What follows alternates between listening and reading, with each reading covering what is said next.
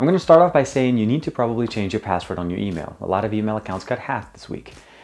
Physical buttons or virtual buttons was also another subject that was brought up on the portal. Last but not least, is it a big surprise that Google is trumping Microsoft when it comes to mobile applications on our Android devices?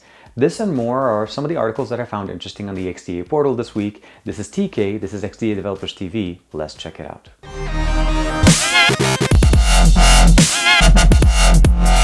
Sony decided to join some of the other companies that are putting in patents for smart lenses that are able to not only take pictures, adjust aperture, have storage, have some different functionalities. So basically almost like a miniature camera built into the lens on your eye.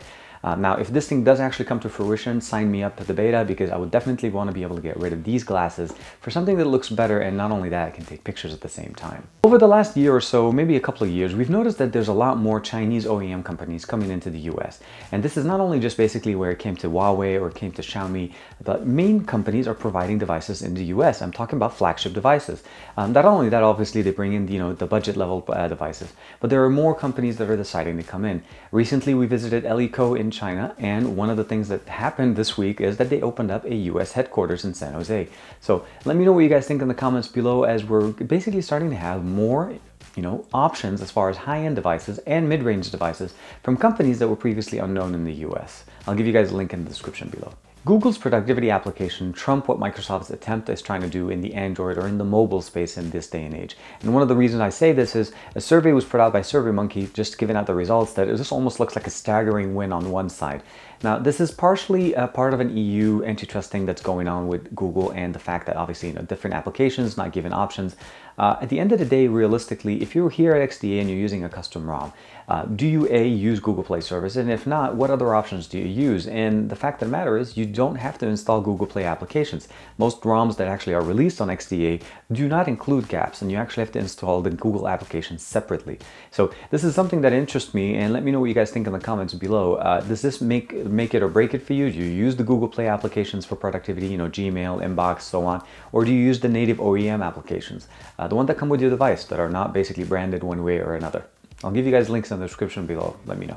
Root Junkie is at it again. He shows us a video on how to disable or at least bypass the FRP protection on our Android devices. This was introduced on Android ever since Android 5.1, and enables us to protect our device in case somebody takes it and resets it. They have to put in the credentials of the last account that was on the device. So that's something you will never be able to get rid of. Well, except for now. He shows it demonstrated on Samsung devices, and it gives us the ability to understand that there is a way of going around that. Now, there are two reasons why we have this video. A, to showcase that there is a functionality that you are able to, for legitimate reasons, if you need to reset it. But the other reason would be, of course, is to actually show this to Google, so that hopefully we'll have a patch for this in the next security update, so that we can actually start benefiting from this feature that's been implemented since 5.1. And, we're almost at the doorstep of Android N, so come on, Google. I don't know about you, but mid-range devices this year are looking very, very nice. Starting with the Honor 5X originally in the beginning of the year, we're starting to see more mid-range devices that are really up to snuff, and they're reasonably priced. But one of the things that you want to be aware of is some of the success of these mid-range devices is due to the fact that, flagship devices from either last year or the year before that were basically the main features that were pulled into these flagship devices. Producing these older hardware is now cheaper, and therefore able to basically go into devices that we see these days. Definitely a very nice benefit. I'll give you guys the article. It's very nice, written by Daniel, and it talks about the fact that we benefit now from last year and the year before's main devices, and they're still very functional. They work very well. Let me know what you guys think in the comments below. Physical buttons or virtual buttons? Which camp do you belong to? Personally, I like both. I've worked with both on many, many devices. Nexus devices, as you may know, have virtual buttons. I like the fact that we can customize them. Installing layer themes, installing options on our device, especially custom ROM, enable us to add more functionalities into our buttons. So personally, if I had to choose between the two, I would definitely go to virtual buttons. Let me know what you guys think in the comments below. I'll give you a link to the article, but do you like physical buttons or virtual buttons? Let me know. Would you be surprised if I told you that some of the best battery life that we see these days is coming from budget devices, not from flagship devices? Yes, well, if you're surprised, and that's mostly because a lot of people will consider, all these main flagships that are announced. First thing they say, we've optimized this, we've done this, we've added battery this, we've done this, this, this, this, this.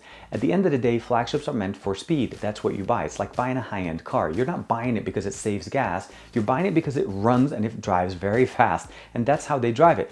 With optimizations, they can perform well. But the reality of the matter is, the article depicts that basically some people are getting tremendous battery life, great SOT time with budget devices because that's how they're designed. They're designed to be more friendly to the battery. Sometimes they come with bigger batteries, yes, but that's not always the main factor. So let me know what you guys think in the comments below. I'll give you guys a link to this article. A very, very nice read. LG wants to innovate one more time. They want to move the fingerprint sensor yet another time. Last time they moved it from the front to the back, and now they want to move it back to the front, but not exactly where you think they want to move it to. They want to move it under the glass so that you're no longer dependent on a home button, meaning the fingerprint sensor doesn't have to be connected to a home button or as part of the back.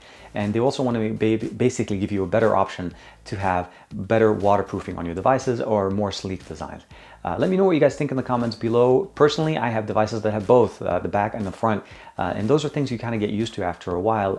Not having a physical home button may be something new for us, so check the article in the description below. Definitely a very good read. For a bit of sad news, unfortunately, there was over 250 million accounts compromised. Most of them were mail.ru, specifically mail accounts. I guess that should have started with that.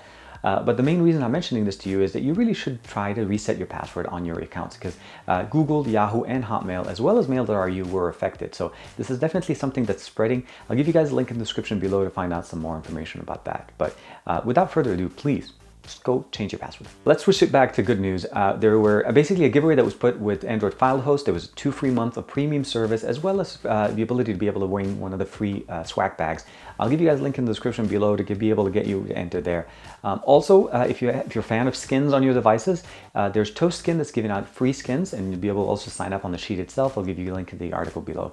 Definitely nice to have some free stuff at the end of the week, just to kind of get us in a better mood for the weekend. Last thing, one more video was posted to the XDA TV channel this week. Ronald talks about some tips and tricks on how to use XDA Labs and our forums here at xdadevelopers.com. If you haven't checked out XDA Labs, it's our application that gives you the ability to use or have a better experience using XDA. It's mobile, it's ad-free, and it's there. It has everything that you need, including Exposed if you use Exposed on your device.